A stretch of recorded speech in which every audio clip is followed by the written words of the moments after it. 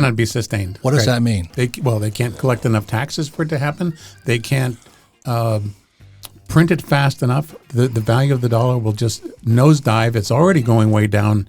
We're at historic inflation numbers right now. So they're in a catch-22 situation. How can you sustain that kind of a debt, pay the interest on it without running the country into the ground? Hello. Robert Kiyosaki, the Rich Dad Radio Show, the good news and bad news about money. And today we have a very, very, very important show for all you young people out there. Because as you may or may not have guessed, America is now bankrupt.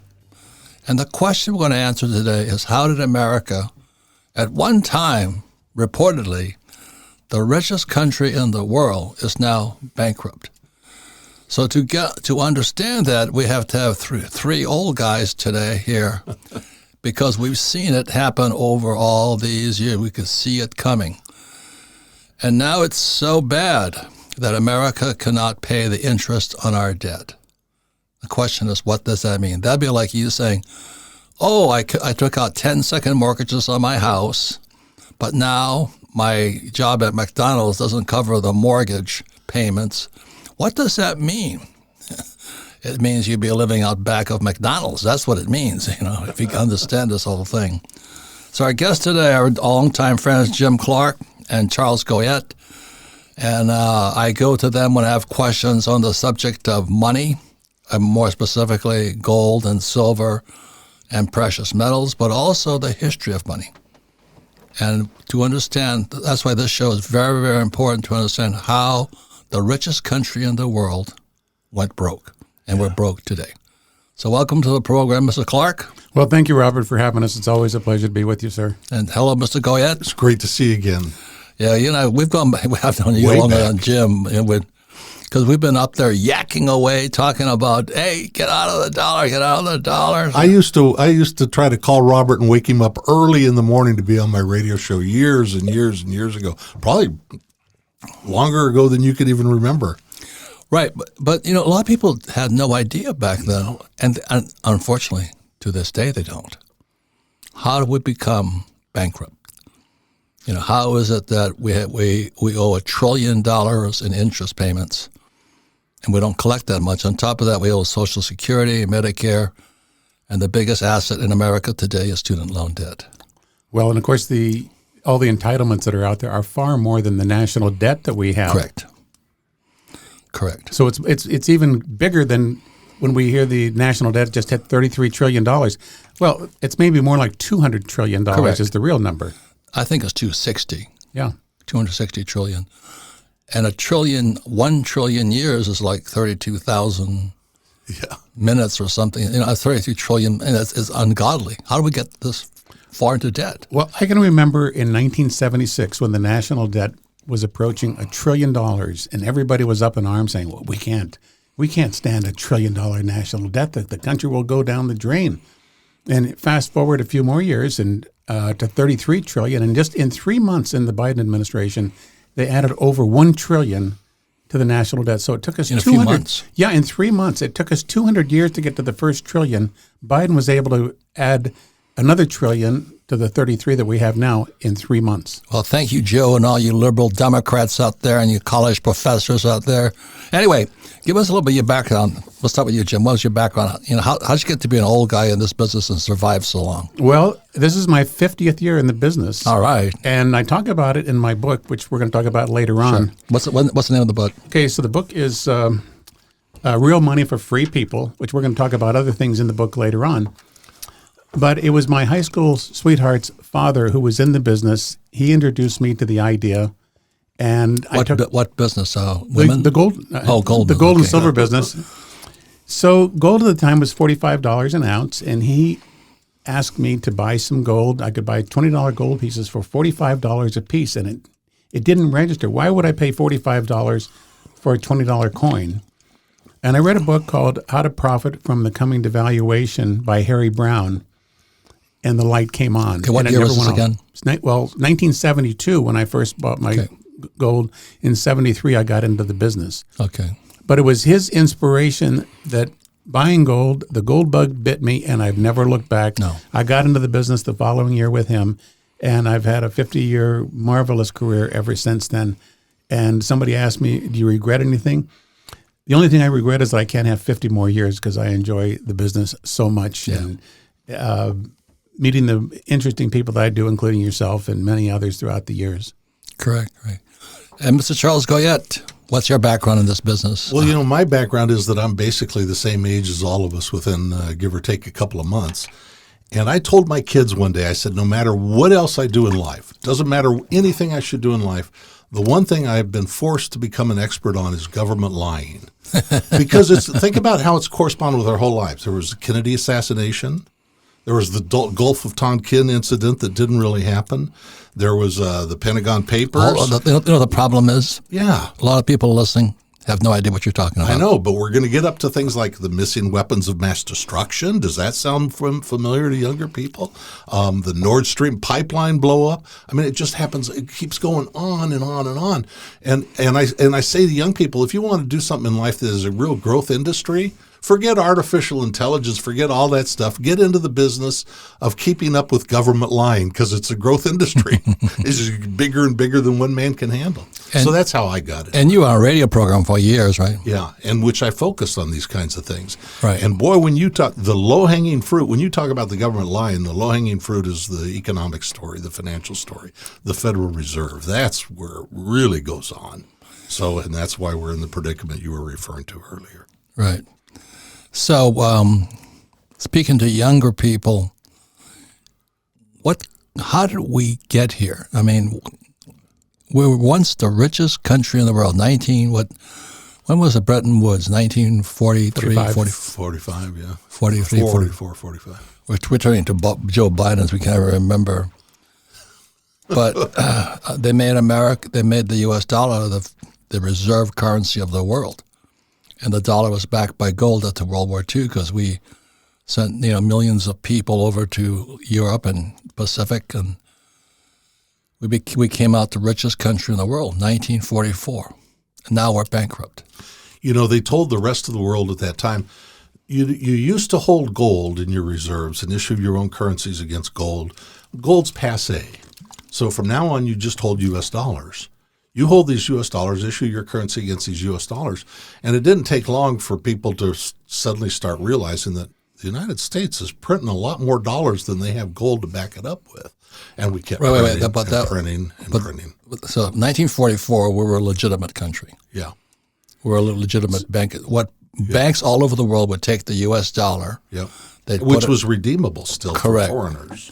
So the people would take the U.S. dollar. I was in Peru, and their central banker showed me all the dollars they had stacked in their safe because it was as good as gold.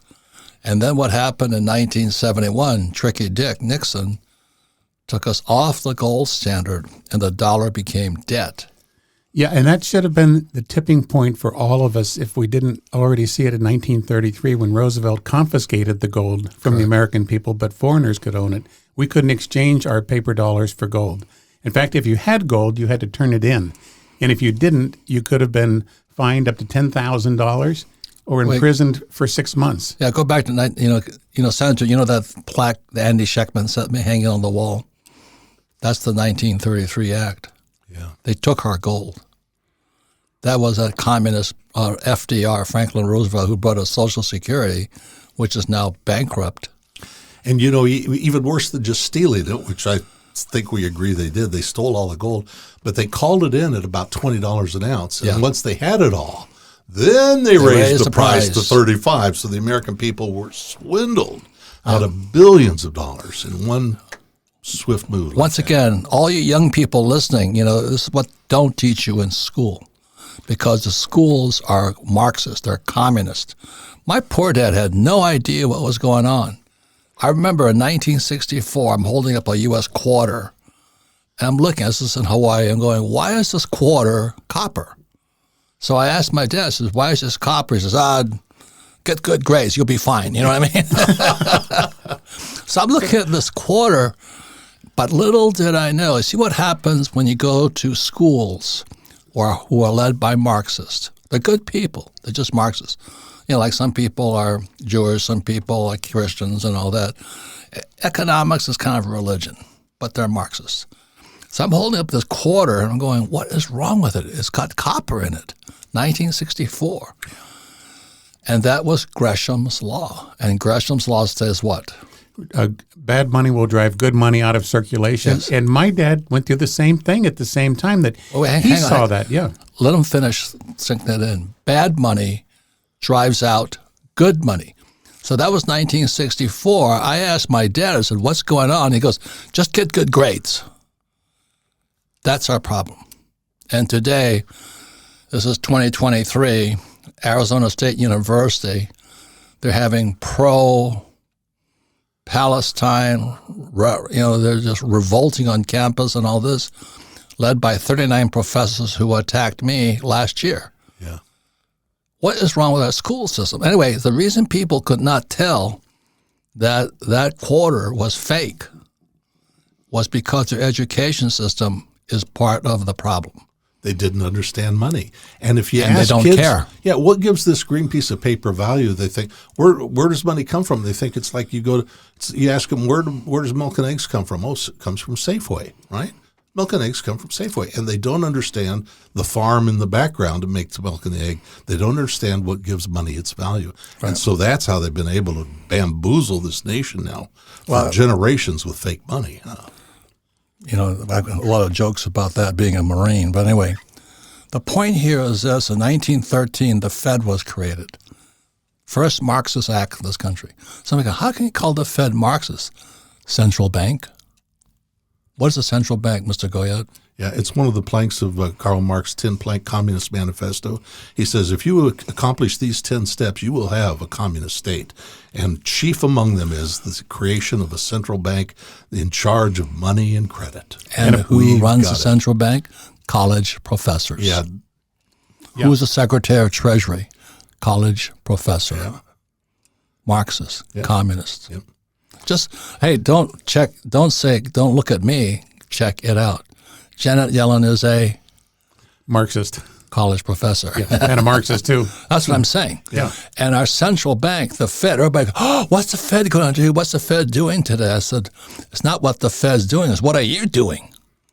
What are you doing? Are you still working hard, saving money, investing in the phony stock market right now? I mean, what are you guys doing? Oh, no, I'm going to do what my teacher tells me to do. So again, recap the show. We're old enough to know the history of how America, the richest country in history, is now technically bankrupt. I was looking at a chart this morning of the national debt. We cannot pay our interest on our debt. It cannot be sustained. What does that mean? They can't collect enough taxes for it to happen. They can't print it fast enough. The value of the dollar will just nosedive. It's already going way down. We're at historic inflation numbers right now. So they're in a catch-22 situation. How can you sustain that kind of a debt, pay the interest on it without running the country into the ground? And Robert, as you know, even like some of the establishment guys are starting to scratch their head and look at this. So Moody's downgraded U.S. government debt just last week. Fitch's has downgraded it. It's been downgraded since 2011. But the American people hear that news and they don't know what it means. They don't think that there's anything wrong with the U.S. government. But I got a college degree. I have a college degree. My kid's in a good school. Yeah. And they're being brainwashed. They're being indoctrinated, yeah. And that's why I'm holding up this quarter, 1964. I'm 17 years old going, something is wrong. So I asked my poor dad, PhD, Stanford, Northwestern University of Chicago, what does that mean? Just stay in school and study. Don't question the government. And the more he did that, I started talking to my rich dad. He goes, what do you listen to all the time? He says, you talk about it. I hear to find out how many times the government lies to us per minute. Yeah. They lie constantly. Endless. The old joke about how do you know if a politician is lying? You see their lips move. Well, that's not funny anymore because it's true. No. And now we're bankrupt, but my kid's in a good school. I go, oh, my God. That's how far the brainwashing has gone. So that's why I wrote Rich Dad, Poor Dad, back in 1997 it came out. And I don't know how you guys have done it all these years because, I tell people to buy silver. They think I've got holes in my head or something. I said, silver, $35 for a silver eagle today. No, I'm going to save $35. There was a guy going around on YouTube. I saw that. Tell us that. What was he doing, Charles? His name is Mark somebody. He was going around on like Venice Beach or somebody. And he did it a couple of different ways. Do you want this silver coin or would you prefer like $10? No, the chocolate bar. And then he did one with the chocolate bar. Would you rather have this silver coin, which at the time was probably worth $30? Well, it was a 10-ounce silver bar that was worth about that's right, $350. Or this Hershey bar, which is $2.50. What'd you rather have?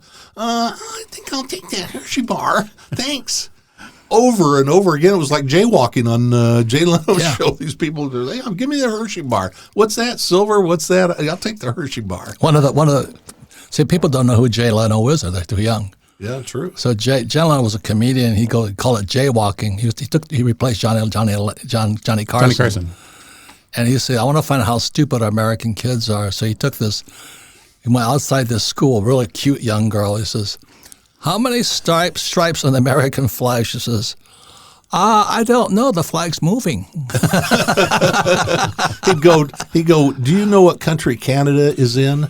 And they go, Vermont. And what's our biggest budget expense? Military education. Yeah.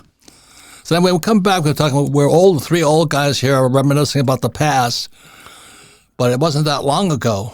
I mean, I remember 1971, crystal clear, when Nixon took the dollar off the gold standard. I went, holy mackerel. I had no idea what it meant. I didn't either. I knew it was important. You do now what it meant. That was important. And yeah. I was flying off a carrier in Vietnam, Gulf of Tonkin, killing commies for Jesus out there.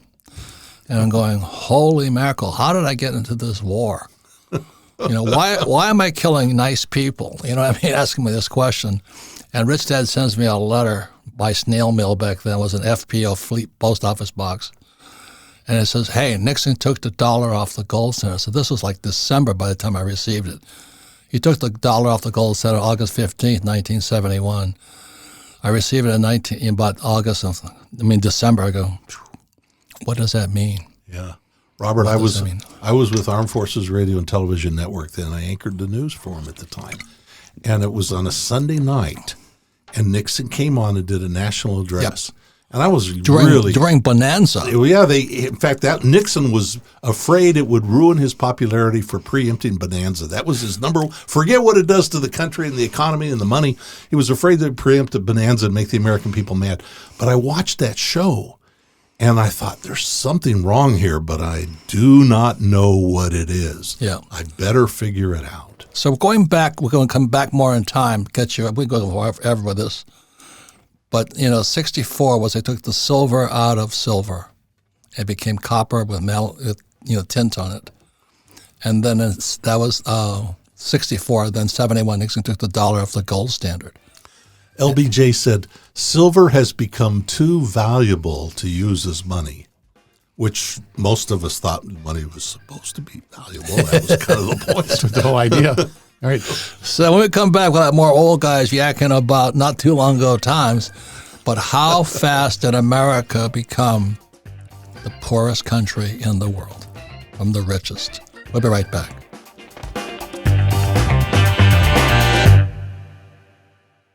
Hi, everyone. I'm Kim Kiyosaki, co-host of the Rich Dad Radio Show. Robert and I have warned that 2023 was going to be a roller coaster of volatility. After all, the stock market is largely flat this year, except for a handful of tech companies. And other asset classes are struggling to meet expectations. One survey reveals that living paycheck to paycheck is the most common lifestyle in America, even for those making six-figure incomes. Combined with hundreds of thousands of layoffs in just the last few months, it's clear a financial storm is brewing. The question to ask yourself is, are you safe? For years, Robert and I and other investors have been putting more and more money into assets that can still climb when the stock market flatlines. One investment that doesn't seem to be affected by the ups and downs of the stock market is art. In fact, one of our close friends and advisor recommends art as his number one asset protection. Even more, contemporary art prices have outpaced the S&P 500's total return over the last 27 years by 136%. If you think art as an investment is something you want to pursue, then there is a vehicle that allows you to do that without investing millions, thanks to Masterworks, our longtime sponsor. Their platform lets you invest in shares of painting by icons like Picasso and Banksy. Masterworks now has $800 million in assets under management. But thanks to our friends at Masterworks, you can skip their waitlist. Just click the link in the description for this episode. Offerings have sold out in minutes, but Rich Dad listeners can skip the waitlist going to masterworks.art/richdad. That's masterworks.art/richdad. See important disclosures at masterworks.com/CD. Hi, everyone. I'm Kim Kiyosaki, co-host of the Rich Dad Radio Show. And I want to thank today's sponsor, our friends at Gold Alliance. You know, we should all be concerned about high inflation, a looming recession, the very troubled banking system, and out-of-control spending in Washington. And the fact is, during every major crisis in U.S. history, many of those who failed to prepare watched their savings, investments, and retirement funds plummet, while others with the foresight to own gold helped preserve their wealth and purchasing power.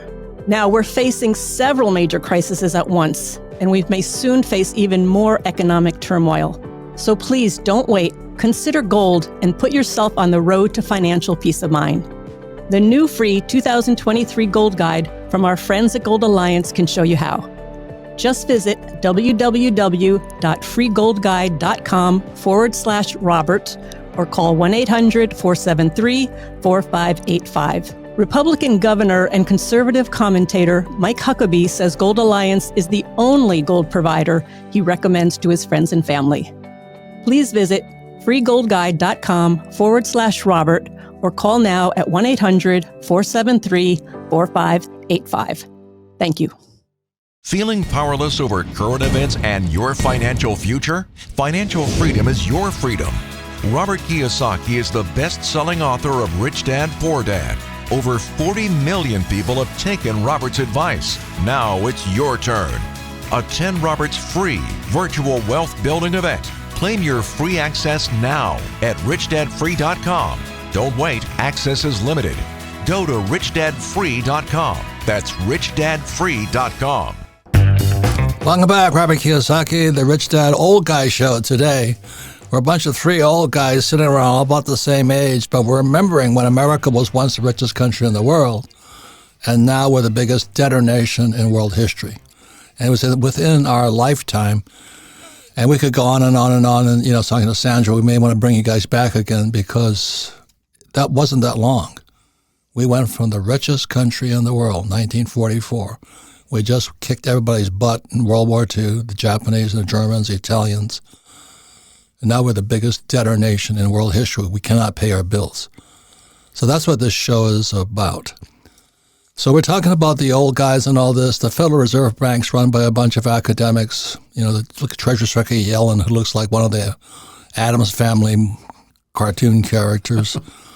I mean, Biden is the biggest criminal I've ever met. First thing he does is cut off the Keystone XL pipeline. First act, cut off the Keystone XL pipeline. Oil goes from $30 a barrel to $130 a barrel. On Inauguration Day. I know. This guy was intending. He couldn't wait. He was intending to sink the middle class. That's Joe Biden. Hey, all you Democrats, vote for him again. It's working great. Oh, yeah. His Don't plan's worry. working. Don't worry. When he's incapacitated, Kamala will take over. I can't wait for Kamala to take. We have our first black woman to take over. Oh, my God. And everybody loves Kamala. I know. I'm like moving to 1%. Cuba. But anyway, there was a bunch of characters during this time. That's how fast it went. So we were talking today about the Hunt brothers, because I still remember those characters. I didn't know what they were doing, but I knew they were manipulating the price of silver. That's all I knew. So, Jim, what was happening with the Hunt brothers? Well, I wouldn't say that they were manipulating the price in that sense. Now, I don't know what was going on in their mind. Bunker and Herbert Hunt, who are the brothers of Lamar Hunt, and the son, all of them are sons of H.L. Hunt, the oil tycoon. But yeah, Texas oil people, they called Bunker Hunt the J.R. Ewing of oil in Texas. But they had the idea that the value of the dollar was going to collapse, as we've seen even more since then, and they wanted to protect their money with silver. Oh, so they weren't crooks. They were just defensive guys. They had about a $4 billion net worth is what we could estimate at the time, and they were buying up as much silver around the world as they could to protect their dollars. Remember, we were heading for 20% interest, 20% interest rates at the time. The dollar was falling. Inflation was out of control, just about to the same level that we have right now. And they said, how do we protect our money? And they said, silver's got to be the way. And they were just kind of mumbling around through the markets and buying futures contracts and taking delivery.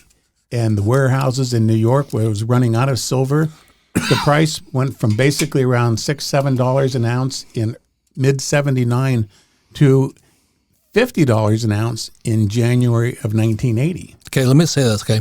January 1980 was $50 an ounce. Today, it's about 30. 23, yeah. 23.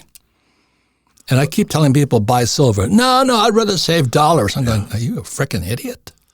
But the Hunt brothers are smarter. They knew better. And it was $50 an ounce again in 2011. Correct. And $50.49 plus in 2012. So, I mean, it's totally on sale now. It's a screaming sale. And everywhere I go, I tell people, don't save dollars. Buy as much silver as you can. And gentlemen, I buy from you and Andy Schechtman my silver and all this stuff. Isn't it the best investment of all? By far. Screaming good deal. If you were to just be a chartist and look at the chart on silver, where it's been, and compare it to everything else and the whole commodity market, and didn't know that it was silver, you would say, well, whatever that is, because it is so cheap relative to where it's been in the last 45 years or so, I want whatever that is. Because if it's in high demand, industrial demand, investment demand, I want some of it. Yeah. Every EV, solar panels, et cetera. So every Tomahawk missile is carrying, I think, 14 pounds of silver in the warhead. Right. It's an industrial precious metal. Yeah. Gold is just precious metal. And silver stockpiles are going down. The U.S. debt's going like this, but the price of silver stays this way. Right. I mean, do you have to go to college to know that maybe the silver might be the best buy? No, but I have a college degree. You don't. Oh, my God. I talked to these idiots who went to college. I mean, I have a college degree. I'm embarrassed about it. I even have a PhD. I'm embarrassed about it. But you can't read the charts. And in 1979, it was $50 an ounce. And today, after all this inflation and EVs coming out, solar panels, whatever is happening, it's still $30 or $23 an ounce. Yeah. The biggest bargain in world history. And people would rather save the stupid U.S. dollar. Well, I remember you telling me a few weeks ago, Robert, that the next move for silver is to $68 an ounce. And I've quoted that before, and people, that can't be so. I said, listen, when somebody says that, you might ask the question, if they're so damn smart, why ain't they rich? I said, well, it was a billionaire that told me that quote. So I think he's pretty damn smart. Not only that, is that the guys I confer with are guys like Jim Rickards. That boy, he worked for the CIA, Defense Department. He was with Long-Term Capital Management. He wrote the book Currency Wars. I say, hey, Jim, how's my numbers? He says, pretty close. Yeah. I don't call my professor at college who doesn't know anything. Jim says, you're pretty close. He's calling for $15,000 gold. $15,000 gold. How much is it today, gentlemen? Less than 2,000. A little under, yeah. Yeah. Oh no, I'd rather hang on to my stocks and my bonds. What's happened to the bond market? Been tough. Crashing. Been a real bad year. So the $15,000 gold is not out of the question. No. If you look at the continuous value of the dollars, and what happened in 1979 when gold went. In 1974, gold was $100 an ounce, and within 5 years, it was $100 an ounce. Then it went to $850. Right. Silver went from $5 to $50 in that same period. Right. This is not out of the question that gold could go up 10 times in price. But I hate to say this. I warn you guys. Okay, what Rich Dad does not make financial recommended investment. We're just telling you true life stories. The saddest thing was when I told my friends I was buying silver, they laughed at me, and when it crashed, they laughed at me. My friends are still laughing at me, but they have bonds. Yeah. And T-bills and T-bonds are crashing. Brutal. It's blood in the streets. Yeah, because what happened when Nixon took the dollar off the gold standard, the Treasury bond became gold. And now it's crashing. And all of these baby boomers with their 401ks full of stocks and bonds, they're not going to be able to retire. That's what I'm afraid of. But I still get laughed at, so we're not making any recommendations. I'm telling you, it's brutal to be a gold and silver bug when people are so our schools have done such a good job telling us go to school, get a job, and work hard for money, and they're printing it. You got to be crazy. Well, they can't print gold and they can't print silver. Yeah, that's right. We're in a very small minority with owning gold. Less than 1% of the actual gold that trades every day in the world is in physical gold, and that is the ultimate, to have it in your hands, not off in some warehouse somewhere across the world or across the country, but to have physical gold in your hand is going to be the key. Correct. And anyway, what happened to the Hunt brothers? So they contacted us they spoke at our monetary conference, which I'm going to let Charles talk about that a little bit, then I'm going to dovetail into something else. Yeah, so think about this. March 1979, silver's, I don't know, $6 or $7 an ounce. Bunker Hunt comes to Phoenix to an event that we put on. You're kidding me. He came to Phoenix, private event, and he said, I'm Texas accent. I can't do one, but I'll try. He goes, I'm going to tell you what I think. He said, I think, silver could go to 15, and people in the audience, there's 400 or 500 people there. They go, ooh, and he looks at him, he said, well, let me tell you, he said, I think silver could go to 30. And they go, ooh, even louder, ooh, ah. And then he said, we're all friends here. You all understand what the government's doing. Let me tell you where I really think silver's going. He said, I think silver is probably going to top out. I think silver is going to go to $50 an ounce. That stuck in my head. I remember it as clear today as the day he said it. And 9 months later, where was silver? $50 an ounce.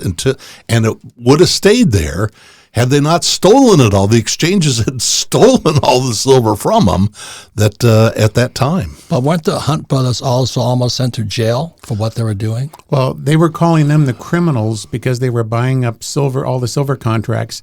The Board of Governors of COMEX and the Chicago Mercantile Exchange were selling short into the market, and they were all basically underwater. They were all bankrupt. So they decided, well, we're not going to let anybody buy any more silver. They can only sell.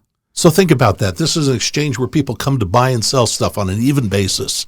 And the exchange changed the rules of the game that you could only sell and nobody could buy. So nobody could buy any more silver.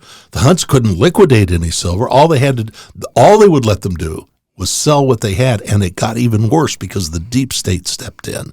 And the Federal Reserve even stepped in conjunction with the exchange, the cronies in the exchanges that were robbing the Hunts.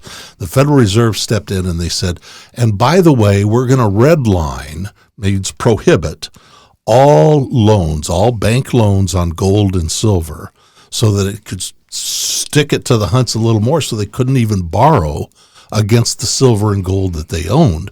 They couldn't even borrow it. That was the deep state working on behalf of the insiders, the cronies at the exchanges that were being killed by being on the wrong side of the silver market when Bunker Hunt was right. Right. I remember when I was in the middle of all this going, I'm just a little kid, not a kid, but what's going on? What's going on? What's going on? Same thing I'm doing today. What's going on? And this guy says, I think they arrested the wrong people. I think so. Yeah. They arrested the Hunts, and they were perfectly legal. Yeah. But the government, the same thing they're trying to track down Trump right now and all this stuff, the weaponizing the judiciary and all this, they turned the Hunts into criminals. Yeah, and they were anything but criminals. And it's a perfect Robert Kiyosaki lesson in my mind because where was their exposure? Their exposure was that they were trusting counterparties, that they had money in the exchanges, they had title to gold or silver, they had title to silver companies, they had commodities contracts and stuff.